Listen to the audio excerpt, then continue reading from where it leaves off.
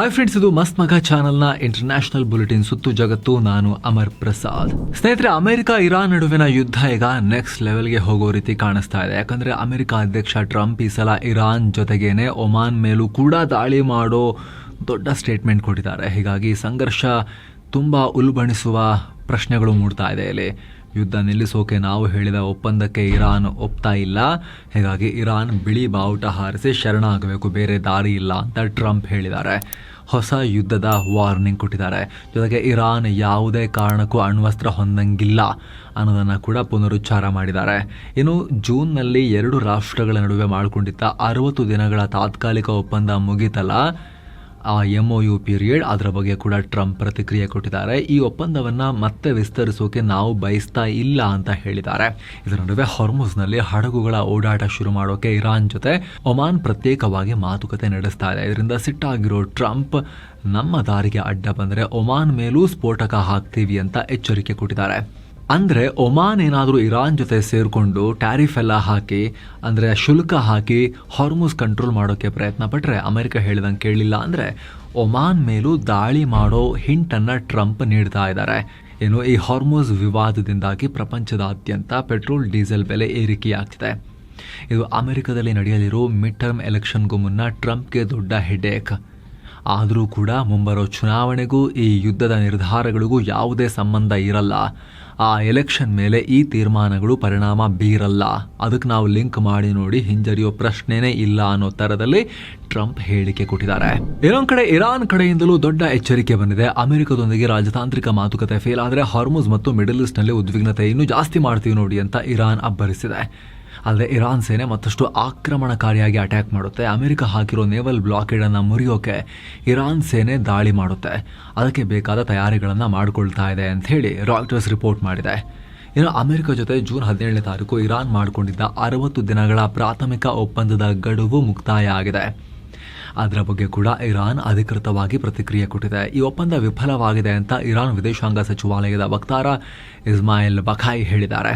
ಇದೇ ವೇಳೆ ಹಾರ್ಮುಜ್ ಜಲಸಂಧಿಯಲ್ಲಿ ವಾಣಿಜ್ಯ ನೌಕೆಗಳ ಸಂಚಾರಕ್ಕಾಗಿ ಒಮಾನ್ ರಾಷ್ಟ್ರದೊಂದಿಗೆ ತಾತ್ಕಾಲಿಕ ಒಪ್ಪಂದ ಮಾಡಿಕೊಂಡಿದೆ ಅಂತಲೂ ಬಖಾಯಿ ಹೇಳಿದ್ದಾರೆ.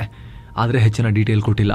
ಅತ್ತ ಕೆಂಪು ಸಮುದ್ರದಲ್ಲಿ ಹುತಿಗಳು ಮತ್ತೆ ದಾಳಿ ಮಾಡಿರೋದಾಗಿ ಹೇಳ್ಕೊಂಡಿದ್ದಾರೆ. ಸೌದಿ ಅರೇಬಿಯಾದ ಮಿಲಿಟರಿ ನೌಕೆ ಮತ್ತು 4 ಗಸ್ತು ನೌಕೆಗಳನ್ನು ಗುರಿಯಾಗಿಸಿ ಮಿಸೈಲ್ ಹಾರಿಸಿದ್ದೀವಿ ಅಂತ ಯೆಮೆನ್ನಲ್ಲಿ ಅರ್ಧ ಜಾಗ ಕಂಟ್ರೋಲ್ ಮಾಡ್ತಿರೋ ಇರಾನ್ನ ಶಿಷ್ಯರಾಗಿರೋ ಹುತಿಗಳು ಹೇಳಿದ್ದಾರೆ. ಈ ದಾಳಿಯ ಹಾನಿ ಬಗ್ಗೆ ಇನ್ನಷ್ಟೇ ಕ್ಲಾರಿಟಿ ಸಿಗಬೇಕು. ಸೌದಿ ಕಡೆಯಿಂದ ಯಾವುದೇ ಅಫಿಷಿಯಲ್ ಕನ್ಫರ್ಮೇಷನ್ ಬಂದಿಲ್ಲ. ಇನ್ನೊಂದು ಕಡೆ ಹಾರ್ಮುಜ್ನಲ್ಲಿ ಸಂಚಾರ ಮಾಡ್ತಿದ್ದ ವಾಣಿಜ್ಯ ನೌಕೆಗೆ ಅಪರಿಚಿತ ಪ್ರಾಜೆಕ್ಟೈಲ್ ಬಂದು ಅಪ್ಪಳಿಸಿದೆ. ಹೀಗಾಗಿ ನೌಕೆಯ ಎಂಜಿನ್ ರೂಮ್ಗೆ ಹಾನಿಯಾಗಿದೆ ಮತ್ತು ಸಿಬ್ಬಂದಿಯೊಬ್ಬರಿಗೆ ಗಾಯಗಳಾಗಿವೆ ಅಂತ ರಾಯ್ಟರ್ಸ್ ರಿಪೋರ್ಟ್ ಮಾಡಿದೆ. ಇನ್ನು ಗಾಯಾಳುಗಳ ರಕ್ಷಣೆಗೆ ಒಮಾನ್ ಕರಾವಳಿ ಕಾವಲು ಪಡೆ ಧಾವಿಸಿ ಅಗತ್ಯ ನೆರವನ್ನು ಕೊಡ್ತಾ ಇದೆ ಅನ್ನೋ ಮಾಹಿತಿ ಸಿಕ್ಕಿದೆ. ಇನ್ನು ಉತ್ತರ ಇರಾಕ್ನ ಇರಾಕಿ ಕುರ್ದಿಸ್ತಾನ್ ಪ್ರಧಾನಿ ಕಚೇರಿ ಹಾಗೂ ಗುಪ್ತಚರ ಮುಖ್ಯಸ್ಥರ ನಿವಾಸದ ಮೇಲೆ 2 ಡ್ರೋನ್ಗಳಿಂದ ದಾಳಿ ಮಾಡಲಾಗಿದೆ. ಆದರೆ ಯಾವುದೇ ಸಾವು ನೋವು ಉಂಟಾಗಿಲ್ಲ. ಈ ಕುರ್ದಿಶ್ ಗುಂಪಿಗೆ ಅಮೆರಿಕ ಸಪೋರ್ಟ್ ಮಾಡ್ತಾ ಬಂದಿದೆ. ಹೀಗಾಗಿ ಶತ್ರುಗಳ ಜೊತೆಗೆ ಕೈ ಜೋಡಿಸ್ತಾ ಇದ್ದಾರೆ ಅಂಥೇಳಿ ಕುರ್ದಿಶ್ ಪಡೆ ವಿರುದ್ಧ ಇರಾನ್ ಮತ್ತವರ ಪ್ರಾಕ್ಸಿಗಳು ಆರೋಪ ಮಾಡ್ತಾ ಬಂದಿದ್ದಾರೆ. ಈಗ ಮತ್ತೆ ಇರಾನ್ ಅಮೆರಿಕ ನಡುವೆ ಉದ್ವಿಗ್ನತೆ ಜೋರಾಗ್ತಿರೋ ಹೊತ್ತಲ್ಲಿ ಈ ದಾಳಿಯಾಗಿದೆ. ಹೀಗಾಗಿ ಇರಾನ್ ಭೂಮಿಯಿಂದಲೇ ಈ ದಾಳಿಯನ್ನು ಮಾಡಲಾಗಿದೆ ಅಂತ ಕುರ್ದಿಸ್ತಾನ್ ಭದ್ರತಾ ಪಡೆ ಆರೋಪಿಸಿದೆ. ಆದರೆ ಇರಾನ್ ಈ ಆರೋಪವನ್ನು ತಳ್ಳಿ ಹಾಕಿದೆ. ಈ ದಾಳಿಗೂ ನಮಗೂ ಸಂಬಂಧ ಇಲ್ಲ, ಇದು ನೆರೆಹೊರೆ ರಾಷ್ಟ್ರಗಳ ನಡುವೆ ಒಡಕು ಮೂಡಿಸೋಕೆ ಶತ್ರುಗಳು ಮಾಡ್ತಿರೋ ಸಂಚು ಅಂತ ಇರಾನ್ ಈ ದಾಳಿಯನ್ನು ನಾವು ಖಂಡಿಸ್ತೀವಿ ಅಂತ ಹೇಳಿದೆ. ಏನು ಸ್ನೇಹಿತರೆ, 7 ಸೈನ್ಸ್ ಟೂರಿಸಂನವರು ಗುಜರಾತ್ ಮಧ್ಯಪ್ರದೇಶದ 4 ಜ್ಯೋತಿರ್ಲಿಂಗ ಸೇರಿ ಎಲ್ಲ ಅದ್ಭುತ ಸ್ಥಳಗಳಿಗೆ ಕರ್ಕೊಂಡು ಹೋಗ್ತಾರೆ. ಎಲ್ಲವನ್ನ ಒಳಗೊಂಡಿರೋ ಪ್ಯಾಕೇಜ್ ಇದು. ನಿಮಗೆ ಎಕ್ಸ್ಟ್ರಾ ಏನು ಖರ್ಚಿರೋದಿಲ್ಲ. ಆಸಕ್ತರು ಕಾಲ್ ಮಾಡಿ ಬುಕ್ ಮಾಡಿಕೊಂಡು ಹೋಗಿ ಬರ್ಬೋದು. ಇನ್ನು ಮಿಡಲ್ ಈಸ್ಟ್ನ ಕ್ರೈಸಿಸ್ ಮತ್ತೆ ಉಲ್ಬಣಗೊಳ್ತಿರೋ ಟೈಮ್ನಲ್ಲಿ ತೈಲ ಬೆಲೆ ಕೂಡ ಏರಿಕೆ ಆಗ್ತಾ ಇದೆ. Per barrel Brent crude oil price $90 ಗಡಿಯನ್ನ ದಾಟಿದೆ ನಾವು ಈ ವಿಡಿಯೋ ರೆಕಾರ್ಡ್ ಮಾಡೋ ಟೈಮ್ನಲ್ಲಿ. ಇನ್ನು ಅಮೆರಿಕ ಅಧ್ಯಕ್ಷ ಟ್ರಂಪ್ಗೆ ಈಗ ಮತ್ತೊಂದು ಸಂಕಷ್ಟ ಎದುರಾಗಿದೆ. ರಾಯ್ಟರ್ಸ್ ಮಾಡಿರೋ ಹೊಸ ಪೋಲ್ನಲ್ಲಿ ಟ್ರಂಪ್ ಅವರ ಅಪ್ರೂವಲ್ ರೇಟಿಂಗ್ ಬಿದ್ದು ಹೋಗಿದೆ 33%ಗೆ. 64% ಪೀಪಲ್ ಇವರ ಕೆಲಸದ ಬಗ್ಗೆ ಅಸಮಾಧಾನ ಹೊರ ಹಾಕಿದ್ದಾರೆ. ಈ ತಿಂಗಳ ಆರಂಭದಲ್ಲಿ ಅಸಮಾಧಾನಿತರ ಸಂಖ್ಯೆ 35% ಇತ್ತು. ಆದರೆ ಈಗ 2017ರ ಡಿಸೆಂಬರ್ ಲೆವೆಲ್ಗೆ ಕುಸಿದು ಅಧ್ಯಕ್ಷೀಯ ಅವಧಿಯ ಅತಿ ಕಮ್ಮಿ ರೇಟಿಂಗ್ಗೆ ಹೋಗಿದ್ದಾರೆ. ಟ್ರಂಪ್ಗೆ ಇರಾನ್ ಮೇಲೆ ಮಾಡಿದ ದಾಳಿನೇ ಮುಳುವಾಗಿದೆ. ಅಮೆರಿಕದಲ್ಲಿ ತೈಲ ಬೆಲೆ ಜಾಸ್ತಿಯಾಗಿದೆ ಸಿಕ್ಕಾಪಟ್ಟೆ. ಇದರಿಂದ ಜನಸಾಮಾನ್ಯರಿಗೆ ಅಮೆರಿಕದಲ್ಲಿ ಹೊಡೆತ ಬಿದ್ದಿದೆ. ಇದೆಲ್ಲದರ ಎಫೆಕ್ಟ್ ನವೆಂಬರ್ 3ಕ್ಕೆ ನಡೆಯಲಿರೋ ಮಿಡ್ ಟರ್ಮ್ ಎಲೆಕ್ಷನ್ ಮೇಲೆ ಆಗ್ತಾ ಇದೆ. ಪೆಟ್ರೋಲ್ ರೇಟ್ ಏರಿಕೆ ಮತ್ತು ಯುದ್ಧದ ಟೆನ್ಷನ್ನಿಂದಾಗಿ ಟ್ರಂಪ್ ಅವರ ರಿಪಬ್ಲಿಕನ್ ಪಾರ್ಟಿಗೆ ಹೌಸ್ ಆಫ್ ರೆಪ್ರೆಸೆಂಟೇಟಿವ್ಸ್ನಲ್ಲಿ ಬಹುಮತ ಕಳೆದುಕೊಳ್ಳೋ ಭಯ ಶುರುವಾಗಿದೆ. ಇನ್ನೊಂದು ಕಡೆ ಡೆಮೊಕ್ರೆಟಿಕ್ ಪಾರ್ಟಿ ಸೆನೆಟ್ ಅನ್ನು ವಶಪಡಿಸಿಕೊಳ್ಳೋ ಪ್ಲಾನ್ನಲ್ಲಿದೆ. ಕಳೆದ 10 ವರ್ಷಗಳಲ್ಲೇ ಇದೇ ಮೊದಲ ಬಾರಿಗೆ ಎಕಾನಮಿ ಮತ್ತು ಜೀವನ ವೆಚ್ಚವನ್ನು ಡೆಮೊಕ್ರೆಟಿಕ್ ಪಾರ್ಟಿ ಚೆನ್ನಾಗಿ ನಿಭಾಯಿಸುತ್ತೆ ಅಂತ 38% ಪೀಪಲ್ ನಂಬಿದ್ದಾರೆ. ಇದರಿಂದ ಟ್ರಂಪ್ ಅವರ ರಿಪಬ್ಲಿಕನ್ ಪಾರ್ಟಿಗೆ ಮಿಡ್ ಟರ್ಮ್ ಎಲೆಕ್ಷನ್ ನಲ್ಲಿ ಸೋಲುವ ಭೀತಿ ಎದುರಾಗಿದೆ. ಮಿಡ್ ಟರ್ಮ್ ನಲ್ಲಿ ಸೋತ್ರೆ ಆಮೇಲೆ ಟ್ರಂಪ್ ಹೆಸರಿಗಷ್ಟೇ ಒಂಥರ ಲೇಮ್ ಡಕ್ ಪ್ರೆಸಿಡೆಂಟ್, ಅಷ್ಟೊಂದು ಪವರ್ ಇಲ್ಲದೆ ಇರೋ, ಅವ್ರ ಮಾತನ್ನ ಯಾರು ಅಷ್ಟೊಂದು ಕೇಳದೆ ಇರೋ ವೀಕ್ ಪ್ರೆಸಿಡೆಂಟ್ ಆಗ್ಬಿಡ್ತಾರೆ ಉಳಿದಿರೋ ಅವಧಿಗೆ ಟ್ರಂಪ್. ಇನ್ನು ಮಿಡಲ್ ಈಸ್ಟ್ ಪ್ರವಾಸದಲ್ಲಿರೋ ಟ್ರಂಪ್ರ ಅಳಿಯ ಜೇರ್ಡ್ ಕುಶ್ನರ್ ಹಮಸ್ ಕುರಿತು ದೊಡ್ಡ ಹೇಳಿಕೆಯನ್ನ ಕೊಟ್ಟಿದ್ದಾರೆ. ಹಮಸ್ ಉಗ್ರರು ಶಸ್ತ್ರಾಸ್ತ್ರಗಳನ್ನ ತ್ಯಾಗ ಮಾಡೋ ಮತ್ತು ಗಾಜಾ ಶಾಂತಿ ಒಪ್ಪಂದ ಜಾರಿ ಪ್ರಕ್ರಿಯೆ ಇದೆರಡರಲ್ಲೂ ಕೂಡ ಗಣನೀಯ ಪ್ರಗತಿಯನ್ನು ನಾವು ಕಾಣಬಹುದು. ಮುಂದಿನ 30 ದಿನಗಳಲ್ಲಿ ಈ ಬೆಳವಣಿಗೆ ಆಗಬಹುದು ಅನ್ನೋ ಹೇಳಿಕೆಯನ್ನ ಕೊಟ್ಟಿದ್ದಾರೆ. ಈಜಿಪ್ಟ್ನಲ್ಲಿ ಹಮಸ್ ನಾಯಕರೊಂದಿಗಿನ ಮಾತುಕತೆ ಬಳಿಕ ಇಸ್ರೇಲ್ಗೆ ಭೇಟಿ ನೀಡಿ ಅಲ್ಲಿನ PM ನೆತನ್ಯಾಹು ಜೊತೆಗೆ ಕುಶ್ನರ್ ಮೀಟಿಂಗ್ ಮಾಡಿದ ಬೆನ್ನಲ್ಲೇ ಈ ರೀತಿ ಹೇಳಿದ್ದಾರೆ. ಅಲ್ಲದೆ ಹಮಸ್ ಸುರಂಗಗಳನ್ನು ಮುಂದಿನ 2-3 ತಿಂಗಳಲ್ಲಿ ಕಂಪ್ಲೀಟ್ ಆಗಿ ನಾಶಗೊಳಿಸಿ ಮುಚ್ಚುವ ಕೆಲಸ ನಡೆಯುತ್ತೆ ಅಂತ ಕುಶ್ನರ್ ಹೇಳಿದ್ದಾರೆ. ಹಾಗೆ ಗಾಜಾ ಸಂಪೂರ್ಣವಾಗಿ ನಿಶಸ್ತ್ರೀಕರಣಗೊಳ್ಳುವವರೆಗೂ ಅಲ್ಲಿ ಯಾವುದೇ ಪುನರ್ ನಿರ್ಮಾಣ ಕಾರ್ಯ ನಡೆಯೋಕೆ ಬಿಡೋದಿಲ್ಲ ಅಂತಲೂ ಕೂಡ ಸ್ಪಷ್ಟಪಡಿಸಿದ್ದಾರೆ. ಹಾಗೆ ತಾನು ಹಮಸ್ ನಾಯಕರನ್ನ ಭೇಟಿಯಾಗಿ ಈಗ ಆಲ್ರೆಡಿ ಮಾತನಾಡಿದ್ದೇನೆ, ಅವರು ಚೆನ್ನಾಗಿ ಮಾತನಾಡಿದ್ದಾರೆ, ಹೀಗಾಗಿ ಇಸ್ರೇಲ್ ದೃಷ್ಟಿಯಿಂದ ಇದೊಂದು ವಿಕ್ಟರಿ ಸಿಚುವೇಶನ್ ಅನ್ನೋ ಹೇಳಿಕೆ ಕೊಟ್ಟಿದ್ದಾರೆ. ಆದರೆ ಹಮಸ್ ಸ್ವಯಂ ಪ್ರೇರಿತವಾಗಿ ಶಸ್ತ್ರತ್ಯಾಗ ಮಾಡಬೇಕು, ಇಲ್ಲದೇ ಇದ್ರೆ ಅವರ ವಿರುದ್ಧ ಕಾರ್ಯಾಚರಣೆಗಾಗಿ ಇಸ್ರೇಲ್ಗೆ ಅಮೆರಿಕ ಮತ್ತು ಇತರ ರಾಷ್ಟ್ರಗಳು ಸಂಪೂರ್ಣ ಬೆಂಬಲವನ್ನು ಕೊಡ್ತೀವಿ ಅನ್ನೋ ಎಚ್ಚರಿಕೆಯನ್ನು ಕೂಡ ಕುಶ್ನರ್ ನೀಡಿದ್ದಾರೆ. ಇನ್ನೊಂದು ಕಡೆ ನೆತನ್ಯಾಹು ಕುಶ್ನರ್ ನಡುವೆ ನಡೆದ ಮೀಟಿಂಗ್ ಬಗ್ಗೆ ಇಸ್ರೇಲಿ ಮೀಡಿಯಾಗಳು ರಿಪೋರ್ಟ್ ಮಾಡ್ತಾ ಇವೆ. ಈ ವೇಳೆ ಇಬ್ಬರು ಗಾಜಾದಲ್ಲಿ ಹಮಸ್ ಬೆದರಿಕೆಗಳನ್ನು ನಿಭಾಯಿಸೋಕೆ ಕೋಆರ್ಡಿನೇಟೆಡ್ ಸಿಸ್ಟಮ್ ಅನ್ನು ರೂಪಿಸೋಕೆ ಚರ್ಚೆ ಮಾಡಿದಾರಂತೆ, ಒಪ್ಕೊಂಡಿದ್ದಾರಂತೆ, ಆ ರೀತಿ ರಿಪೋರ್ಟ್ ಮಾಡ್ತಿದ್ದಾರೆ. ಇನ್ನು ಇಸ್ರೇಲ್ ಕತಾರ್ ಸಂಬಂಧದಲ್ಲಿ ದೊಡ್ಡ ಬೆಳವಣಿಗೆಯಾಗಿದೆ. ಕತಾರ್ ಜೊತೆಗಿನ ರಕ್ಷಣಾ ಸಂಬಂಧವನ್ನ ಇಸ್ರೇಲ್ ಕಡಿದುಕೊಂಡಿದೆ ಅಂತ ಇಸ್ರೇಲ್ನ ಚಾನೆಲ್ 12 ರಿಪೋರ್ಟ್ ಮಾಡಿದೆ. ಕತಾರ್ಗೆ ಸಪ್ಲೈ ಮಾಡಲಾಗ್ತಿದ್ದ ಎಲ್ಲ ರಕ್ಷಣಾ ಉಪಕರಣಗಳ ರಫ್ತನ್ನ ಇಸ್ರೇಲ್ ಸಂಪೂರ್ಣವಾಗಿ ಸ್ಟಾಪ್ ಮಾಡಿದೆ. ಹಾಗೆ ಕತಾರನ್ನ ಇಸ್ರೇಲ್ ದುಷ್ಟ ರಾಷ್ಟ್ರ ಅಂತ ಕರೆದಿದೆ. ಇನ್ನು ಮುಂದೆ ಹೊಸದಾಗಿ ಅವ್ರಿಗೆ ಏನನ್ನ ಕೂಡ ಕಳಿಸ್ಕೊಡೋದಿಲ್ಲ. ಹಾಗೆ ಹಿಂದೆ ಮಾಡಿಕೊಂಡಿದ್ದ ಎಕ್ಸ್ಪೋರ್ಟ್ ಮೆಟೀರಿಯಲ್ಗಳ ಟೆಕ್ನಿಕಲ್ ಸಪೋರ್ಟ್ ಮತ್ತು ಮೇಂಟೆನೆನ್ಸ್ ಕೂಡ ಸ್ಟಾಪ್ ಮಾಡೋಕೆ ಇಸ್ರೇಲ್ ತೀರ್ಮಾನ ಮಾಡಿದೆ ಅಂತ ರಿಪೋರ್ಟ್ ಹೇಳಿದೆ. ಹಮಸ್ ಕುರಿತ ಭಿನ್ನಾಭಿಪ್ರಾಯದಿಂದಾಗಿ ಇಸ್ರೇಲ್ ಕತಾರ್ ನಡುವೆ ದೊಡ್ಡ ಬಿಕ್ಕಟ್ಟು ಕ್ರಿಯೇಟ್ ಆಗಿದೆ. ಆದರೆ ಅಮೆರಿಕ ಮೂಲಕ ಕೋಟ್ಯಂತರ ಡಾಲರ್ಗಳ ಇಸ್ರೇಲ್ ನಿರ್ಮಿತ ರಕ್ಷಣಾ ಉಪಕರಣಗಳನ್ನು ಕತಾರ್ಗೆ ಸಪ್ಲೈ ಮಾಡಲಾಗ್ತಿತ್ತು. ಆದರೆ ಹಮಸ್ ಉಗ್ರರಿಗೆ ಕತಾರ್ ಆಶ್ರಯ ಕೊಟ್ಟಿದೆ ಹಾಗೂ ಇಸ್ರೇಲ್ ಪ್ರಧಾನಿ ಆಪ್ತರಿಗೆ ಹಣ ಕೊಟ್ಟು ಕತಾರ್ ಪರವಾಗಿ ಜನಾಭಿಪ್ರಾಯ ರೂಪಿಸೋಕೆ ಪ್ರಯತ್ನ ಪಟ್ಟ ಆರೋಪನೂ ಕೇಳಿಬಂದಿದೆ. ಹೀಗಾಗಿ ಇಸ್ರೇಲ್ ಈ ಕ್ರಮ ತಗೊಂಡಿದೆ ಅನ್ನೋ ರಿಪೋರ್ಟ್ಸ್ ಇದೆ. ಇನ್ನು ಮಾರ್ಷಲ್ ಐಲ್ಯಾಂಡ್ಸ್ನ ಧ್ವಜ ಹೊಂದಿದ್ದ AM ಪಯನೀರ್ ಅನ್ನೋ ಹಡಗಿನಲ್ಲಿ ಕೆಲಸ ಮಾಡುತ್ತಿರುವ 16 ಭಾರತೀಯ ನಾವಿಕರು ಸಂಕಷ್ಟಕ್ಕೆ ಸಿಕ್ಕಾಕೊಂಡಿದ್ದಾರೆ. ಈ ಹಡಗಿನ ಓನರ್ಸ್ ಮತ್ತು ಮ್ಯಾನೇಜರ್ಗಳು ಯುದ್ಧ ಪೀಡಿತ ಹಾರ್ಮುಜ್ ಜಲಸಂಧಿ ಮೂಲಕ ಪಾಸ್ ಆಗೋಕೆ ಇವ್ರ ಮೇಲೆ ಸಿಕ್ಕಾಪಟ್ಟೆ ಪ್ರೆಷರ್ ಹಾಕ್ತಿದ್ದಾರೆ. ಆದರೆ ಈ ಮಾರ್ಗದಲ್ಲಿ ಯುದ್ಧದ ಟೆನ್ಷನ್ ಇರೋದ್ರಿಂದ ನಾವಿಕರು ಅಲ್ಲಿಗೆ ಹೋಗೋಕೆ ಆಗಲ್ಲ ಅಂತ ಹೇಳಿದ್ದಾರೆ. ಜೊತೆಗೆ ಭಾರತ ಸರ್ಕಾರಕ್ಕೆ SOS ಮೆಸೇಜ್ ಕೂಡ ಕಳಿಸಿದ್ದಾರೆ. ಈ ಬಗ್ಗೆ forward siemens union of India FSUI ಗಂಭೀರ ಕಳವಳ ವ್ಯಕ್ತಪಡಿಸಿದೆ. ಹಡಗಿನ ಮಾಲೀಕರು ತಮ್ಮ ಕಮರ್ಷಿಯಲ್ ಲಾಭಕ್ಕಾಗಿ ನಾವಿಕರ ಜೀವವನ್ನ ಅಪಾಯಕ್ಕೆ ತಳ್ಳುತ್ತಾ ಇದ್ದಾರೆ, ಮರಣದ ಜಲಸಂಧಿಗೆ ಹೋಗೋಕೆ ಫೋರ್ಸ್ ಮಾಡ್ತಿದ್ದಾರೆ ಅಂತ ಯೂನಿಯನ್ ಆರೋಪ ಮಾಡಿದೆ. ಜೊತೆಗೆ ಭಾರತ ಸರ್ಕಾರ ಈ ಕೂಡಲೇ ಮಧ್ಯಪ್ರವೇಶ ಮಾಡಬೇಕು ಅಂತ FSUI ರಿಕ್ವೆಸ್ಟ್ ಮಾಡಿದೆ. ಇನ್ನು ಅಮೆರಿಕ ಅಧ್ಯಕ್ಷ ಡೊನಾಲ್ಡ್ ಟ್ರಂಪ್ ಭಾರತೀಯ ಚುನಾವಣಾ ವ್ಯವಸ್ಥೆಯನ್ನ ಹಾಡಿ ಹೊಗಳಿದ್ದಾರೆ. ಭಾರತದಂತೆ ಅಮೆರಿಕದಲ್ಲೂ ಕೂಡ ಕಟ್ಟುನಿಟ್ಟಿನ ನಿಯಮ ಜಾರಿಗೆ ತರಬೇಕು ಅಂತ ಹೇಳಿದ್ದಾರೆ. ಇತ್ತೀಚೆಗೆ ಭಾರತದ ಮುಖ್ಯ ಚುನಾವಣಾ ಆಯುಕ್ತ ಜ್ಞಾನೇಶ್ ಕುಮಾರ್ ಜೊತೆಗೆ ನಡೆದ ಮಾತುಕತೆಯನ್ನು ಉಲ್ಲೇಖಿಸಿ ಟ್ರಂಪ್ ಒಂದು ಪೋಸ್ಟ್ ಹಾಕಿದ್ದಾರೆ. ಈ ತಿಂಗಳ ಆರಂಭದಲ್ಲಿ ಭಾರತದ ಮುಖ್ಯ ಚುನಾವಣಾ ಆಯುಕ್ತ ಜ್ಞಾನೇಶ್ ಕುಮಾರ್ ನಮ್ಮ ಆಡಳಿತದೊಂದಿಗೆ ಮಾತುಕತೆ ನಡೆಸಿದ್ರು. ಆಗ ಅವರು ಫೋಟೋ ಇರದೇ ಇರೋ ಗುರುತಿನ ಚೀಟಿ ಇಲ್ಲದೆ ಅಮೆರಿಕದಲ್ಲಿ ಹೆಂಗ್ ಚುನಾವಣೆ ಮಾಡ್ತೀರಾ ನೀವು ಅಂತ ನಮ್ಮನ್ನು ಕೇಳಿದ್ರು. ಅಲ್ಲದೆ ಭಾರತದಲ್ಲಿ ಕಳೆದ ಬಾರಿ ನಡೆದ ಲೋಕಸಭಾ ಚುನಾವಣೆಯಲ್ಲಿ 64 ಕೋಟಿಗೂ ಅಧಿಕ ಜನ ವೋಟ್ ಹಾಕಿದ್ರು. ಅದರಲ್ಲಿ 1% ಮಾತ್ರ ಪೋಸ್ಟಲ್ ವೋಟಿಂಗ್ ಆಗಿತ್ತು. ಅಲ್ಲಿ ಪ್ರತಿಯೊಬ್ಬ ವೋಟರ್ ಹತ್ರ ವ್ಯಾಲಿಡ್ ಆಗಿರೋ ಫೋಟೋ ಐಡೆಂಟಿಟಿ ಡಾಕ್ಯುಮೆಂಟ್ ಇರಲೇಬೇಕು ಅಂತ ಜ್ಞಾನೇಶ್ ಕುಮಾರ್ ನನಗೆ ಹೇಳಿದ್ರು ಅಂತ ಟ್ರಂಪ್ ಪೋಸ್ಟ್ ಹಾಕಿದ್ದಾರೆ. ಜೊತೆಗೆ ಭಾರತ ತರಹ ಅಮೆರಿಕದಲ್ಲೂ ಚುನಾವಣೆಗಳಲ್ಲಿ ವೋಟರ್ ID ಕಡ್ಡಾಯ ಮಾಡಬೇಕು, ಇದಕ್ಕಾಗಿ ಸೇವ್ ಅಮೆರಿಕಾ ಕಾಯ್ದೆಯನ್ನ ಪಾಸ್ ಮಾಡಬೇಕು ಅಂತ ಟ್ರಂಪ್ ಹೇಳಿದ್ದಾರೆ. ಸೇವ್ ಅಮೆರಿಕಾ ಆಕ್ಟ್ ಅಂದ್ರೆ ಅಮೆರಿಕದಲ್ಲಿ ವೋಟ್ ಹಾಕೋಕೆ ಪೌರತ್ವದ ಪುರಾವೆ ಹಾಗೂ ಫೋಟೋ ಇರೋ ವೋಟರ್ ID ಕಡ್ಡಾಯ ಆಗುತ್ತೆ. ಈಗ ಅಮೆರಿಕದಲ್ಲಿ ವೋಟರ್ ID ಕಾರ್ಡ್ ಇಲ್ಲ, ಅಲ್ಲಿನ ನಾಗರಿಕರು ಡ್ರೈವಿಂಗ್ ಲೈಸೆನ್ಸ್ ತರದ ದಾಖಲೆಗಳನ್ನು ಕೊಟ್ಟಾದರೂ ಕೂಡ ವೋಟ್ ಹಾಕಬಹುದು. ಏನು ಅಫ್ಘಾನಿಸ್ತಾನದಲ್ಲಿ ತಾಲಿಬಾನ್ ಬಂದು ಆಗಸ್ಟ್ 17ಕ್ಕೆ 5 ವರ್ಷ.